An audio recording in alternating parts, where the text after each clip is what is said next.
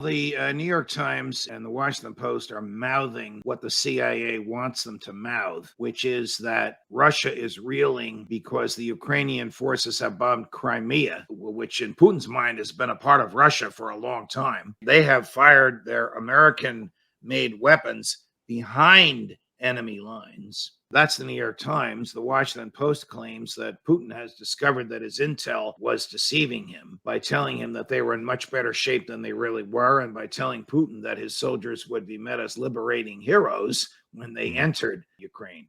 Those two stories are grossly misleading. You know my sources. They're public sources, Colonel Doug Macgregor and Major Scott Ritter. They have their own sources in the military and in intel and ex-military and ex-intel, and I don't question their sources. And they both tell me that this war will not last until the winter, because by then, the Russian forces will have captured the territories that Putin wants. And though there'll be guerrilla warfare forever, there'll be no formal military engagements because Ukraine won't have a military with which to do it. Now, how Joe Biden and Secretary of State Anthony Blinken and Secretary of Defense Lloyd Austin get out of this, I don't know. Libertarians have been telling them since February, don't aid the Ukrainian cause. You're just going to cause more death and destruction. Putin's going to win whether you aid this cause or not.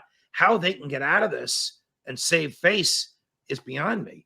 Putin will never tolerate a neutral or an Eastern or a Western-oriented country right there run by somebody like Zelensky. He's just too invested in this. My neocon friends say, Putin's sick. He's going to die. He's going to be taken over by a moderate. What moderate is there ready to take over? Yeah, whoever heads the FSB, which used to be called KGB. Oh, they're not as bad now because they're called FSB. You can't make this up. But the New York Times and the Washington Post, and in some respects, all of mainstream media, even my former colleagues, continue to mouth the nonsense the CIA feeds them. I just hope that the CIA is not feeding this nonsense to Biden, Blinken, and Austin, because if they are, it's a catastrophe.